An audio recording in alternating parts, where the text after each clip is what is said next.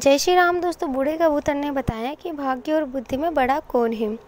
कहानी बड़ी ही प्रेरणादायक और ज्ञानवर्धक है दोस्तों, इसलिए कहानी के अंत तक हमारे साथ बने रहिए। तो दोस्तों, आगे बढ़ने से पहले आप लोगों से रिक्वेस्ट है कि प्लीज़ वीडियो को लाइक करें और ज़्यादा से ज़्यादा शेयर करें। दोस्तों, प्राचीन समय की बात है। एक बूढ़ा कबूतर और नीलकंठ पक्षी शिव मंदिर के पास एक वट वृक्ष पर बैठे हुए थे। रोज़ उनका उठना बैठना वही होता था। वे भगवान भोलेनाथ की पूर्ण श्रद्धा से भक्ति करते थे। एक दिन नीलकंठ और कबूतर दोनों बैठे हुए थे। नीलकंठ ने बूढ़े कबूतर से एक प्रश्न पूछा और कहा, हे मित्र कबूतर, भाग्य बड़ा या बुद्धि? इस पर कबूतर कहता है, मित्र, आपका यह प्रश्न बहुत ही दिलचस्प और विचार करने के योग्य है। आपके इस प्रश्न का उत्तर आपको एक कहानी के माध्यम से मिलेगा।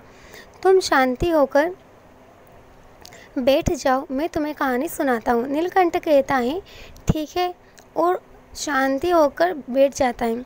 वह अपने दोनों कानों को बूढ़े कबूतर की हर बात पर लगाता है और बड़े ध्यान से इस कहानी को सुनता है। बूढ़ा कबूतर कहानी शुरू करता है और कहता है, हे मित्र, प्राचीन समय की बात है। एक बार ब्रह्मा जी का दरबार लगा हुआ था। सभी देवतागण दरबार में बैठे हुए थे। भाग्य और बुद्धि भी वहीं पर थे।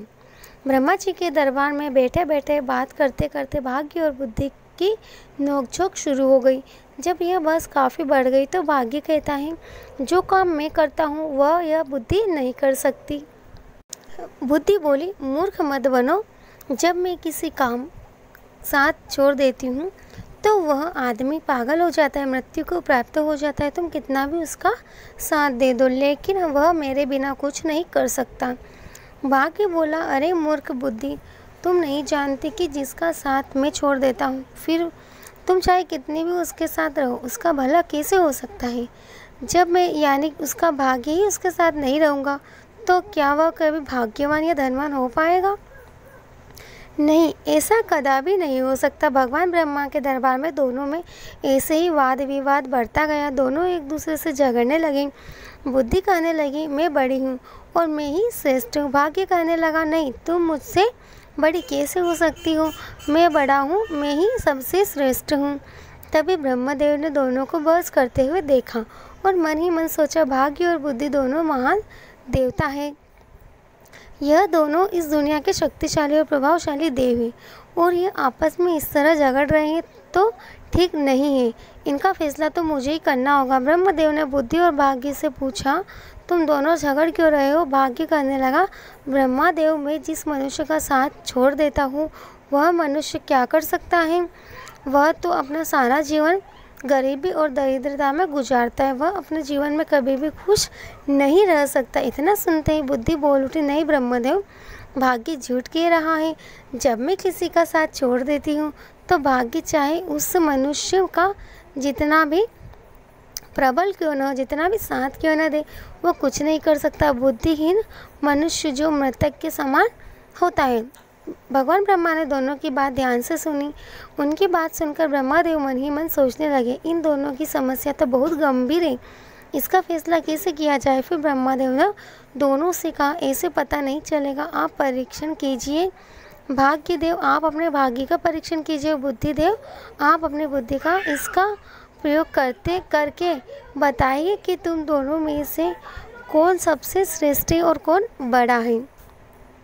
भाग्यदेव बोला, ब्रह्मदेव, जैसा आपका आदेश होगा मैं उसी का पालन करूंगा। ब्रह्मदेव ने कहा, आप मृत्यु लोक को ध्यान से देखिए। ब्रह्मदेव ने भाग्यदेव और बुद्धि को मृत्यु लोक दिखाया और कहा, देखो, इस जंगल में एक गरीब बुढ़िया और इसका एकलौता 20 वर्ष का बेटा झोपड़ी डालकर रहते हैं और वे बहुत ही गरीब हैं। उन्हें खाने के लिए अनाज का एक दाना भी नसीब नहीं हो रहा है। अब तुम दोनों इन पर अपने भाग्य और बुद्धि की शक्ति आजमाओ। तुम दोनों में से जो भी इस गरीब बुढ़िया के बेटे को धनवान बना देगा या सम्राट बना देगा, वही तुम दोनों में से बड़ा और श्रेष्ठ माना जाएगा। ब्रह्मदेव की बात सुनकर भाग्यदेव कहने लगा, परमपिता, यह तो छोटी सी बात है। भाग्य की बात सुनकर बुद्धि बोली, यह छोटी सी बात कैसे हो सकती है? जब तक मैं उसका साथ नहीं दूंगी तुम इसे कभी राजा नहीं बना सकते, सम्राट नहीं बना सकते। भाग्य ने, बुद्धि, तुम नहीं जानती, बुद्धि से कहा, अगर मैं उसका साथ दूंगा तो इसे राजा नहीं बल्कि एक महान सम्राट बनाऊंगा। बुद्धि बोल उठी, ठीक है, हम दोनों इसे पर अपनी शक्ति का उपयोग करते हैं, इससे हमारी समस्या का समाधान भी हो जाएगा और फैसला हो जाएगा। जो जीतेगा वही श्रेष्ठ माना जाएगा। इसके बाद भाग्य ब्रह्मदेव से कहने लगा, ब्रह्मदेव पहले मुझे अपनी श्रेष्ठता सिद्ध करने की अनुमति दीजिए, मुझे यहाँ से जाने और इस लड़के को सम्राट बनाने की आज्ञा दीजिए। ब्रह्मा जी कहते हैं ठीक है। ब्रह्मदेव कहते हैं बुद्धि ने कहा, ब्रह्मदेव से कहा, ब्रह्मदेव मैं इस लड़के का साथ छोड़कर आ रही हूँ। इसकी बात सुनकर भाग्य ने कहा ठीक है, तुम अभी उसका साथ छोड़ दो और ब्रह्मलोक में आ जाओ। बुद्धि भाग्य से कहने लगी, भाग्य ध्यान रखना कहीं ऐसा ना हो कि तुम इसे सम्राट बनाने के चक्कर में मार ही दो, यह व्यक्ति मरना नहीं चाहिए। भाग्य कहने लगा, बुद्धि तुम यह सब दूर से देखती रहो, आज तुम्हारी हार निश्चित है क्योंकि मैं ही तुमसे ज़्यादा शक्तिशाली और बलवान हूँ। बुद्धि बोली ठीक है, मैं अभी इसी समय इस लड़के का साथ छोड़ रही हूँ। ऐसा कहकर बुद्धि ने उसका साथ छोड़ दिया। बुद्धि के साथ छोड़ते ही वह लड़का अपने शुद्ध बुद्ध खो बैठा, एक निर्गुण बनकर रह गया, पागल और मूर्ख बन गया। अब भाग्य अपना काम करना शुरू करता है। वह देखता है कि उस व्यक्ति के पास कुछ नहीं है, एक घास फूस की बनी हुई झोपड़ी है और केवल 3 बकरियां बंधी हुई है। लड़का उन बकरियों के खाने के लिए पेड़ पौधों की पत्तियां काट कर लाता है और उन्हें चराता है। वह पूरा दिन इसी में गुजार देता है। उसकी स्थिति देखकर भाग्य सोचता है, ना इसके पास पहनने के लिए अच्छे वस्त्र हैं, ना ही पैरों में पहनने के लिए जूते। अब मैं इसका साथ दे रहा हूँ और इसे रोज राजा बनाकर रहूँगा। भाग्य ने पासा पलट दिया। रास्ते से वह चरवाहा निकल रहा था। उसी रास्ते में भाग्य ने एक सुंदर सोने के जूतों की जोड़ी रख दी। लड़के का ध्यान उन जूतों पर गया, पर वह उन्हें पहचान नहीं पाया कि यह सोने के जूते हैं। उसे तो बस पैरों में पहनने के लिए जूते चाहिए थे, इसलिए उसने वो जूते के पहन लिए और सोचने लगा, चलो जूते तो मिल गए, इससे मेरा बहुत अच्छा समय का काम चल जाएगा। जब अब जंगल में चरवाहा चारा लाते और बकरियां को चराते समय मेरे पैरों में कांटे नहीं लगेंगे।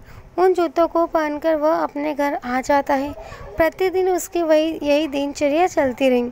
वह जंगल में बकरियों को चराने जाता और जंगल से पेड़ पौधों की पत्तियां काट कर लाता और बकरियों को चराता रहता था। उसकी माता की बुद्धि भी समाप्त हो गई थी क्योंकि बुद्धि उसे भी छोड़कर चली गई थी। भाग्य ने तो उस चरवाहा का खूब साथ दिया, लेकिन उसके जीवन में कोई बदलाव नहीं आया। भाग्य सोचने लगा कि मैंने तो इसे सम्राट बनाने का संकल्प लिया है, परंतु यह तो मुझे मूर्ख या पागल दिखाई देता है। इसका व्यवहार तो पागलों और मूर्खों की तरह हो गया है। यह सब देख रही बुद्धि ने भाग्य से कहा, क्या तुम नहीं जानते कि मैंने उसका साथ छोड़ दिया है? जब मैं किसी व्यक्ति का साथ छोड़ देती हूँ तो वह ऐसा ही व्यवहार करता है। भाग्य बुद्धि से कहने लगा, मैं भी देखता हूँ कि तुम क्या कर सकती हो। अब तुम भी देखोगी कि मैं क्या कर सकता हूँ। उस देश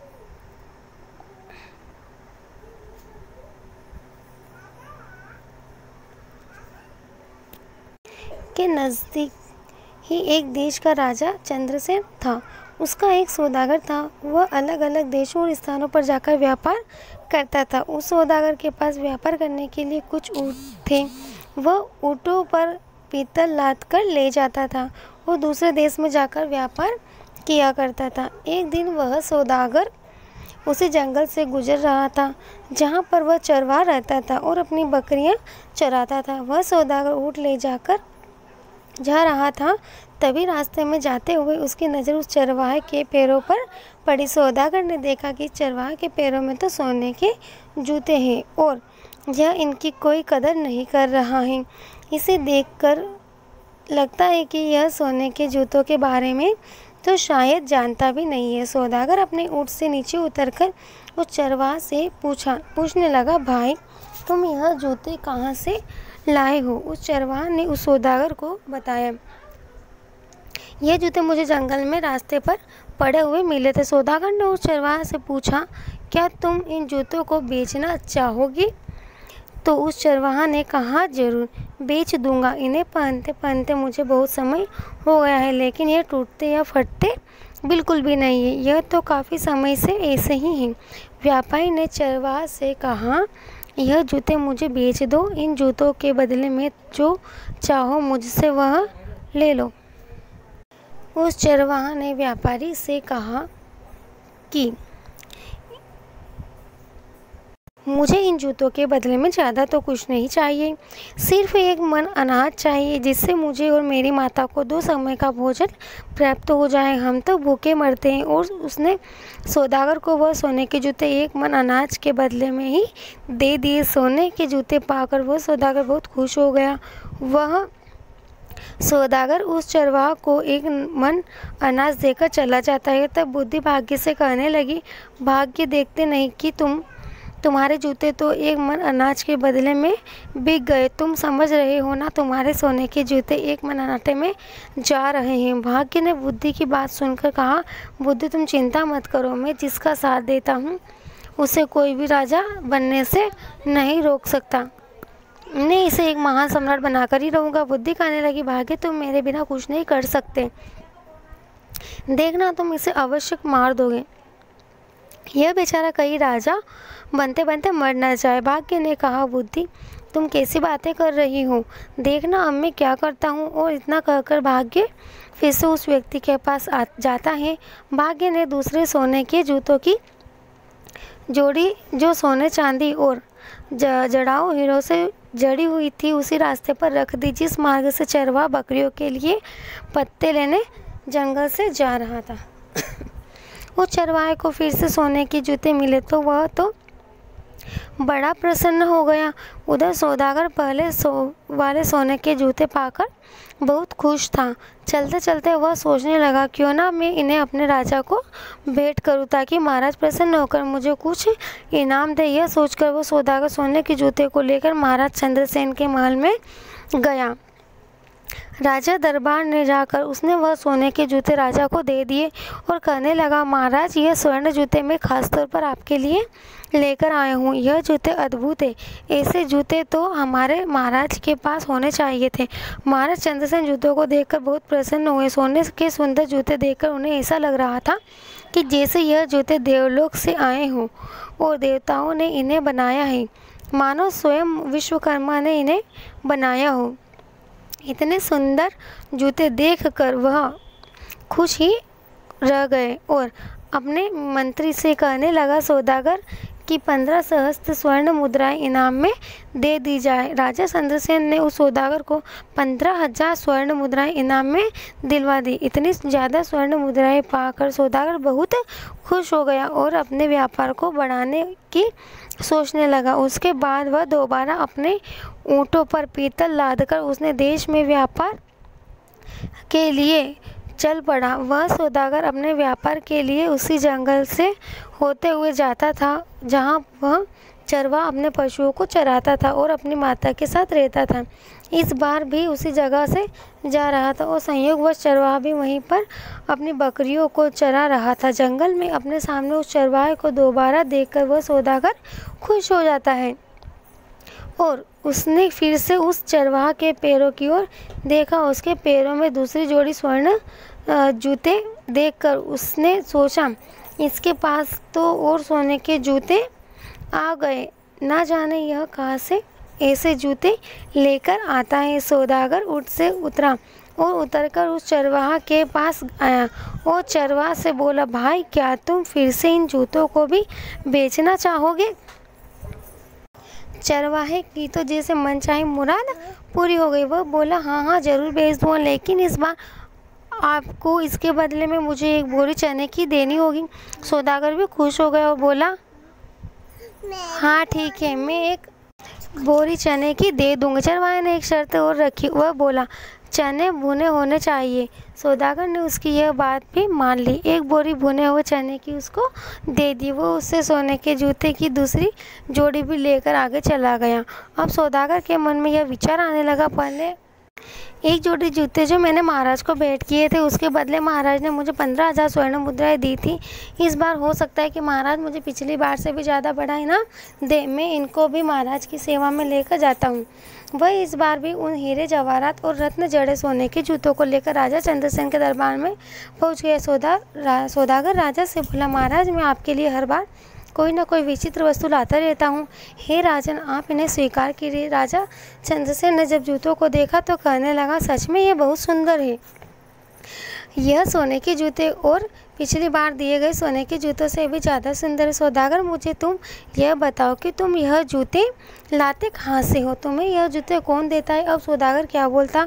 जब सौदागर को कुछ समझ नहीं आया कि राजा को क्या जवाब दे, तो कुछ सोच विचार कर उसने झूठ बोलना ही ठीक समझा और बोला, महाराज दक्षिणी देश में एक सम्राट है। सम्राट के यहाँ मैं अपने पीतल का व्यापार करने जाता हूँ, तो वह इनाम में ऐसे जूते देते हैं। उन्होंने 2 बार मुझे सोने के जूते दिए, तो मैंने दोनों बार वह आपकी सेवा में अर्पित कर दिए। यह सुनकर राजा सौदागर से बोला, सौदागर, क्या उस राजा को कोई पुत्र है? सौदागर ने फिर झूठ बोला दिया। उसने कहा, नहीं महाराज, अभी तो वह सम्राट खुद ही कुंवारा है, उनका विवाह नहीं हुआ है।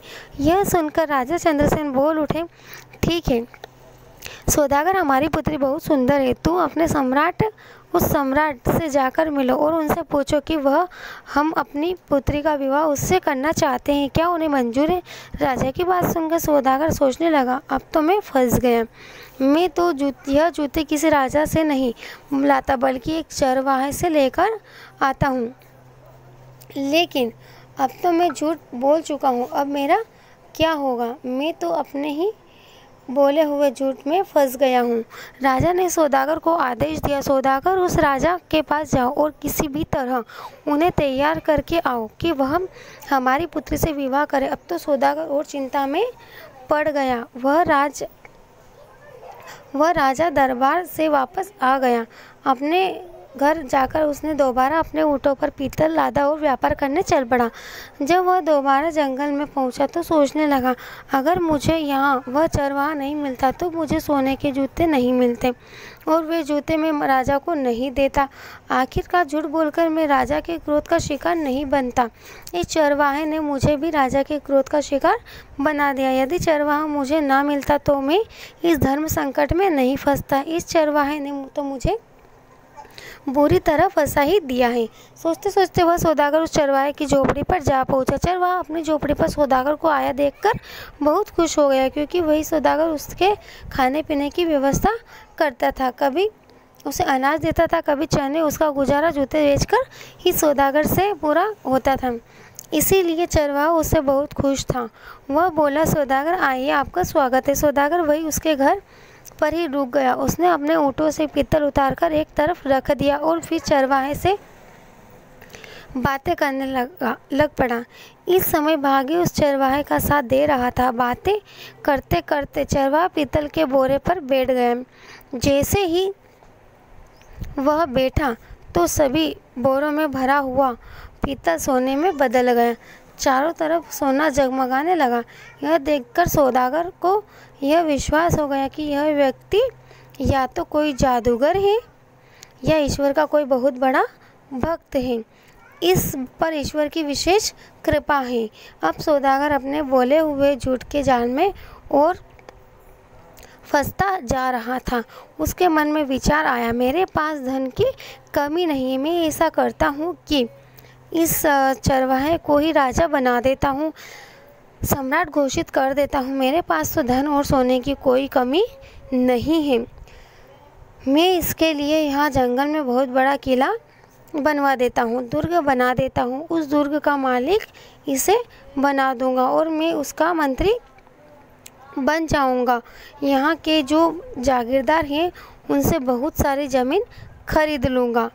इस महीने के 2 महीने के बाद राजा के पास जाऊंगा और बता दूंगा कि यही सम्राट है। अब सौदागर षड्यंत्र रचने लगा। भाग्य बुद्धि से कहने लगा, बुद्धि तुम देखती जाओ कि मैं क्या करता हूँ। देखना, यही सौदागर अब चरवाहे को सम्राट बनाएगा। बुद्धि ने फिर से भाग्य से कहा, कहीं ऐसा न हो जाए कि राजा बनते बनते यह मर ही जाए, क्योंकि इस समय इसके पास बुद्धि नहीं है। जब यह बात भाग्य ने सुनी तो बोला, बुद्धि तुम इतना घमंड मत करो, तुम अपना ज़्यादा दिमाग मत लगाओ, यह सम्राट अवश्य बनेगा। दूसरी ओर सौदागर चरवाहे से कहने लगा, चरवाहे मैं तुम्हें यहाँ का सम्राट बना देता हूँ और तुम्हारे रहने के लिए एक बड़ा महल भी बनवाऊँगा। सौदागर ने बुद्धि थी क्योंकि उसका साथ बुद्धि दे रही थी, लेकिन बुद्धि ने चरवाहे और उसकी माता का साथ छोड़ दिया था। चरवाहा सौदागर से बोला, भाई ठीक है, तुम्हें जो ठीक लगे वह करो, लेकिन एक बात है, मेरी इन बकरियों को मत छोड़ना, मैं इन बकरियों को हमेशा अपने पास ही रखूँगा। चरवाहे में बुद्धि तो थी नहीं। उसकी बात सुनकर सौदागर सोचने लगा, यह व्यक्ति कितना बड़ा मूर्ख है, मैं इसे राजा बना रहा हूँ और इसे बकरियों की पड़ी है, यह कैसी बातें कर रहा है। फिर भी सौदागर बोला, ठीक है। सौदागर को मन ही मन राजा का डर सता रहा था। राजा ने उसे कहा था कि तुम्हें उस सम्राट से पूछकर आना है और मेरी लड़की का विवाह उसके साथ करवाना है। इसीलिए उस चरवाहे को सम्राट बनाने के चक्कर में सौदागर ने चरवाहे की बात पर ध्यान नहीं दिया। उसने किले की नींव डलवा दी और निर्माण शुरू करवा दिया। जल्दी ही उसने एक बहुत बड़ा, सुंदर और शानदार महल चरवाहा के लिए तैयार करवा दिया। सौदागर ने आसपास के सभी जागीरदारों से ज़मीन खरीद ली और चरवाहे के लिए एक सोना भी बनानी शुरू कर दी। नौकर चाकर, दास दासियां रखी। यह सब देखकर वह बुद्धिहीन चरवाहा मन ही मन सोचने लगा, ना जाने यह सौदागर कहाँ से आ गया, इसने तो हमारी ज़िंदगी खराब कर दी। अब तो मुझे अपनी बकरियों को चराने के लिए भी समय नहीं मिलता है। यह हमेशा बातें करने में लगा रहता है। चरवाहे का तो अब भी वही हाल था। वह बकरियों के जंगल में ले जाता और चराकर वापस लाता। सौदागर ने उसके लिए राजसी वस्त्र सिलवाए, उसके शीश पर मुकुट रखा, लेकिन चरवाहे ने अपना स्वभाव नहीं बदला। वह सौदागर से कहने लगा, तुम्हें जो भी ठीक लगे वह करो, परंतु मेरी बकरियां कहीं नहीं जानी चाहिए। अगर मेरी बकरियां कहीं चली गई तो मैं तुम्हें जीवित नहीं छोड़ूंगा। तुमने इतनी भीड़ इकट्ठा कर ली है, हमारा जीवन खराब कर दिया है। सौदागर कहने लगा, अरे चरवाहा, मैंने तो तुम्हें राजा बना दिया है, मैं तुम्हारा मंत्री बनूंगा। लेकिन उस चरवाहे की समझ में यह सब कुछ नहीं आ रहा था। दोस्तों, अब भाग्य बुद्धि से कहने लगा, बुद्धि देखो, मैंने इस चरवाहे को राजा बना दिया है, अब यह एक किले का मालिक बन चुका है। बुद्धि कहने लगी, अरे भाग्य, तुम क्यों झूठ बोल रहे हो? यहाँ बैठे हुए समस्त देवता इस बात का फैसला करेंगे कि तुमने इसे राजा बना दिया या नहीं, या यह अब भी वही चरवाहा है। दोस्तों, ब्रह्मदेव कहने लगे कि भाग्य, इस चरवाहे में तो अभी तक कोई परिवर्तन नहीं हुआ है, यह तो अभी वही चरवाहा है, अभी तुम जीते नहीं हो। अब तो बुद्धि बोलने लगी कि ब्रह्मदेव, ऐसा नहीं होगा ही नहीं, क्योंकि जब तक मैं चरवाहे का साथ नहीं दूंगी तब तक चरवाहा राजा तो बनेगा ही नहीं, बल्कि उसे प्राण भी संकट में आ जाएंगे, यह मूर्खता करेगा और मारा जाएगा। परंतु भाग्य बोला, बुद्धि में उसका साथ दूंगा तो तुम कुछ नहीं कर सकोगी, तुम बैठी रहो और तमाशा देखती रहो। भाग्य फिर उस चरवाहे के पास आ जाता है। सौदागर ने क्या किया, उसने जो उस चरवाहे की 3 बकरियां थी उन्हें भी किसी बकरियां खरीदने वाले को बेच दिया। जैसे ही उस चरवाहे को अपनी बकरियों के बिकने का पता चला तो वह ज़ोर ज़ोर से चिल्लाने लगा, रोने लगा। जब उसके सैनिकों ने, दरबारियों ने और अन्य लोगों ने देखा कि राजा तो ऐसा कर रहा है तो उन्हें लगा कि शायद राजा पागल हो गया है।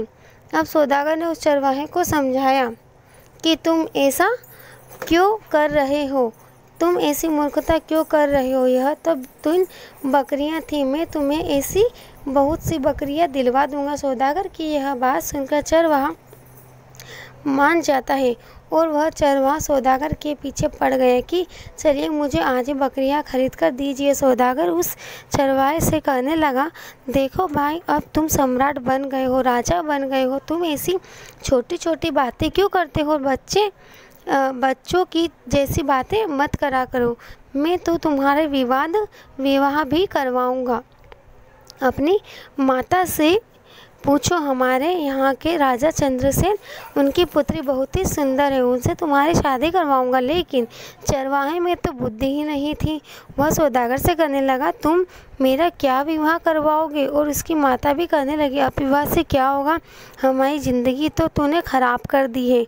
तुमने हमें इतनी भीड़ भाड़ में लाकर पटक दिया है। कहाँ हम इतनी शांति से रहते थे, अपनी बकरियाँ चराते थे और अपनी झोपड़ी में मज़े करते थे और मज़े से रहते थे। अब सौदागर सोचने लगा, हे, यह दोनों माँ बेटा पागल हैं। अब मैं क्या करूं? ऊपर से उसे महाराज चंद्रसेन का डर सता रहा था।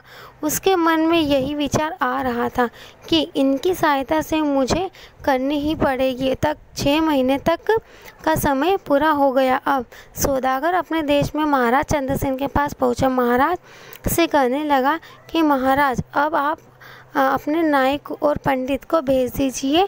मैंने अपने सम्राट को मना लिया है, वह आपकी लड़की से शादी करने के लिए तैयार है। यह सुनकर राजा चंद्रसेन ने नाई और ब्राह्मण को बुलाया और उन दोनों को सौदागर के साथ सम्राट के पास भेज दिया। सौदागर उन दोनों को लेकर चल पड़ा और वह उनको चरवाहे के महल में लेकर आया। उसने चरवाहे को राजसी वस्त्र पहनाए। चरवाहा सौदागर से कहने लगा, यह तुम क्या कर रहे हो? ऐसे भी कई विवाह होते हैं। सौदागर बोला, अब तुम चुपचाप रहना, अब बिल्कुल भी मत बोलना, नहीं तो महाराज चंद्रसेन तुम्हें और मुझे दोनों को फांसी की सज़ा सुना देंगे। इस बात का ध्यान रखना कि अब तुम्हें बोलना नहीं है। सौदागर के मुंह से फांसी की बात सुनकर चरवाहा बुरी तरह से डर जाता है, उसकी बात मान जाता है। राजा के नाई और ब्राह्मण उसकी सगाई कर देते हैं और शुभ मुहूर्त देखकर विवाह का दिन तय करके उसे बोल देते हैं कि आपको इस दिन बारात लेकर महल में आना है। इसके बाद नाई और ब्राह्मण वापस अपने देश को लौट जाते हैं। उनके महल में पहुंचने के बाद राजा ने उनसे पूछा कि सम्राट कैसा है? नाई और ब्राह्मण बोले, महाराज, उसके पास तो किसी चीज़ की कमी नहीं है, बहुत सारा सोना है, खजाने भरे पड़े हैं, तो बहुत ही महान राजा दिखाई देते हैं वह तो। बात सुनकर राजा चंद्रसेन भी बड़े प्रसन्न हुए। अब तो राजा चंद्रसेन ने भी शादी की तैयारी शुरू कर दी। धीरे धीरे समय बीतता गया और विवाह का शुभ दिन नज़दीक आ पहुंचा। विवाह के दिन सौदागर ने चरवाहे को खूब सजाया, दूल्हा बनाया और एक सुंदर रथ में बिठाकर उसकी बारात लेकर चल पड़ा। इधर सौदागर चरवाहे को शादी के लेकर जा रहा था, उधर भाग्य बुद्धि से कहने लगा, देखो बुद्धि, अब मैं चरवाहे का विवाह भी राजा की पुत्री से करवा रहा हूँ। बुद्धि मुस्कुरा कर बोली, भाग्य, बस देखते जाओ, तुमने अभी इसकी मृत्यु का षड्यंत्र रच दिया है। तुम्हें भी पछतावा होगा कि तुमने यह क्या कर दिया है। यह चरवाहा भी तुम्हारे जाल में फंस चुका है। तुम तो इसे राजा बनने की बात कर रहे हो। देखते जाओ, तुम्हारे कारण अब यह चरवाहा अपने प्राण खो देगा। भाग्य बोला, बुद्धि, जब मैं उसका साथ दे रहा हूँ तो तुम क्यों परेशान हो रही हो? बस तुम देखती रहो मैं क्या करता हूँ। कुछ दिन का सफ़र तय करने के बाद चरवाहे की बारात राजा चंद्रसेन के यहाँ पहुँच जाती है। जब राजा ने देखा कि बारात पहुँच चुकी है तो अपने मंत्रियों के साथ ढेर सारे उपहार लेकर बारात का स्वागत करने के लिए नगर के द्वार की ओर चल पड़ा। दूसरी ओर जब चरवाहे ने देखा कि सामने से ढाल तलवार लेकर कोई राजा सेना के साथ आ रहा है तो वह बुरी तरह डर गया और वह अपने रथ से उतरकर भागने लगा। चरवाहे को भागता देखकर सौदागर ने सोचा, यह तो पक्का मुझे मरवाएगा ही। सौदागर भी रथ से उतरकर पकड़ने के लिए उसके पीछे भागता है और उसे पकड़ लेता है। सौदागर पकड़कर उसे समझाता है कि राजा तुम्हें भी मार देगा और मुझे भी। तुम ऐसा क्यों भाग रहे हो, ऐसा क्यों कर रहे हो? चरवाहा डर गया और बोला, ठीक है, लेकिन तुम्हें हर समय मेरे साथ ही रहना पड़ेगा। सौदागर के यहाँ करने पर वह सौदागर के साथ वापस आ गया। सौदागर से कहने लगा कि यह राजा तो तलवार लेकर आ रहा है, कहीं हमें काटेंगे तो नहीं? सौदागर ने कहा, चिंता बिल्कुल मत करो, वह तुम्हें कुछ नहीं करेंगे। तुम्हारा विवाह होगा, तुम्हें दुल्हन मिलेगी, तुम डरो मत। इतना सुनकर चरवाहा वापस आकर अपने रथ पर बैठ जाता है। राजा ने देखा चरवाहा बना राजा देखने में तो बहुत सुंदर था। उसने बारात का स्वागत किया। अपने कहे अनुसार सौदागर हर जगह उसके साथ जा रहा था। जब मंडप में जाने का समय हुआ तो सौदागर धर्म संकट में फंस गया कि वहाँ भी उसे साथ ही जाना पड़ रहा था। वह मंडप में पीछे बैठ गया। राजा चंद्रसेन कहने लगा, सौदागर तुम इसके साथ साथ क्यों रहते हो? तो सौदागर बोला, महाराज मैं इनका मंत्री हूँ, इन्होंने मुझे अपना मंत्री बनाया है। राजा ने अपनी पुत्री का विवाह उस चरवाहे के साथ कर दिया। इस तरह राजा ने निश्चित दिन अपनी पुत्री का विवाह कर उस चरवाहे से कर दिया।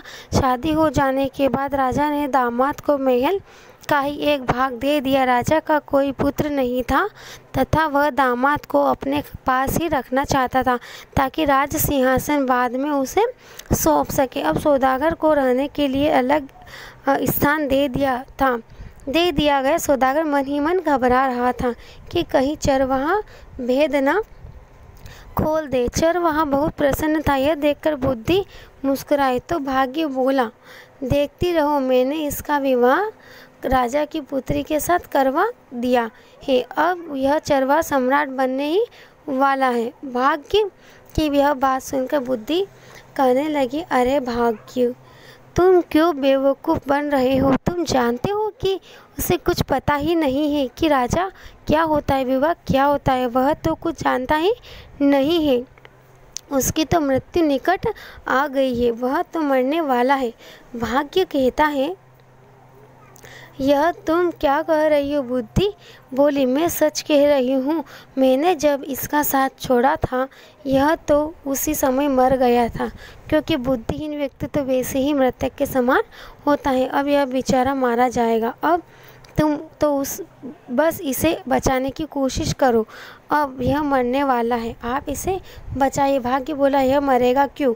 इसकी शादी हो गई है, अब यह आराम से वहाँ पर रहेगा और फिर सम्राट बनेगा। राज परिवार की परंपरा के अनुसार राजकुमारी वधू के वेश में सज संवर कर खाना लेकर रात को अपने पति के कक्ष में गई। चरवाहे ने इतनी सुंदरता से सजी और आभूषण से लदी कन्या सपनों में ही भी नहीं देखी थी। वह डर गया। उस बुद्धिहीन चरवाहे को बचपन में अपनी दादी की सुनाई हुई कहानी याद आ गई, जिसमें एक राक्षसी सुंदरी का एक भेष बनाकर घनों से सजी धजी एक पुरुष को खा जाती है। उसके मन में विचार आया, यह कोई राक्षसी तो नहीं है तो जो उसे खाने के लिए आई है। उसने बचपन में सुन रखा था कि राक्षसी सुंदर रूप धारण करके आदमियों का खून पी लेती है और उन्हें मार डालती है। उसने सोचा, राक्षसी के हाथ पकड़ने से तो अच्छा है कि मैं यहाँ से भाग जाऊँ। यह सोचकर वह राजा उठा और राजकुमारी को धक्का देकर गिराता हुआ चिल्लाता हुआ कमरे से निकल भागा। भागता भागता वह सीधे नदी के किनारे पहुंचा और पानी में कूद गया। जब उसे पानी में भी अपनी मृत्यु दिखाई दी तो वह पानी से निकला और नदी के एक किनारे पर बैठ गया। राजकुमारी के अपमान की बात सुनकर राजा आग बबूला हो गया। राजा ने अपने सैनिकों को जल्दी से चरवाहे को ढूंढ लाने के लिए भेजा। राजा के सैनिकों ने उसे एक नदी के किनारे पर बैठा देख लिया। वे उसे पकड़कर राजा के पास ले जाए। उसे देखकर राजा को क्रोध आ गया। उसने चरवाहे को कठोर दंड देने का निश्चय किया। राजा ने आदेश जारी कर दिया कि अगली सुबह उसे मृत्युदंड दिया जाएगा। इसे कारागार में डाल दो। यह सब भाग्य अपनी आंखों से देखते हुए अपना माथा ठोक रहे थे और सोच रहे थे कि यह तो बिल्कुल मूर्ख निकला। मूर्ख ने मेरी सारी योजना ही चौपट कर दी। तभी बुद्धि मुस्कुराते हुए उनके पास आई और बुद्धि ने भाग्य से कहा, आखिर तुम हार ही गए। देख लिया तुमने, तुम्हारे लाख राजा बनाने से भी वह राजा बन ना सका। अब इस आदमी को सजा होने जा रही है। बुद्धि ने भाग्य से कहा, देखा भाग्य, बुद्धि के बिना वह मारा जाने वाला है। बोलो क्या कहते हो। निराश होकर भाग्य बोला, अगर तुम इस आदमी को बचा लो तो मैं हार मान लूँगा। बुद्धि ने हंसकर कहा, तो ठीक है, अब मेरा कमाल देखो। देखो मैं इसे कैसे बचाती हूँ। इतना कहकर बुद्धि ने चरवाहे में प्रवेश किया। जैसे ही बुद्धि ने चरवाहे में प्रवेश किया, चरवाहा अपने बचाव की नई नई तरकीबें सोचने लगा।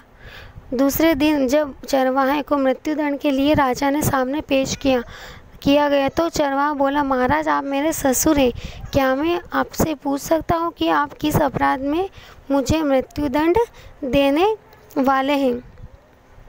राजा बोला, तुमने मेरी पुत्री का तिरस्कार करके मेरा घोर अपमान किया है, इसका तुम्हें दंड दिया जाएगा। तब चरवाहा बोला, राजन मेरे कुल में मान्यता है कि विवाह के पश्चात पहली रात को यदि वर वधू की जानकारी में कोई व्यक्ति नदी में डूब मरे तो वधू विधवा हो जाती है या संतानहीन रह जाती है। जब आपकी पुत्री कमरे में आई तभी नदी की ओर से बचाओ बचाओ चिल्लाने की आवाज़ मेरे कानों में पड़ी और मैं अपने आप को रोक न सका और तुरंत उठकर डूबने वाले को बचाने के लिए नदी पर चला गया था। अगर यह मेरा दोष है तो आप मुझे अवश्य दंड दे। चरवाहे की बात सुनकर राजा बहुत प्रसन्न हुआ और उठकर चरवाहे को गले लगा लिया। वह बोला, हमारे बाद तुम ही इस देश के राजा बनोगे। पिता पुत्री ने लज्जित होकर अपने असभ्य व्यवहार के लिए माफ़ी मांगी और फिर तीनों खुशी खुशी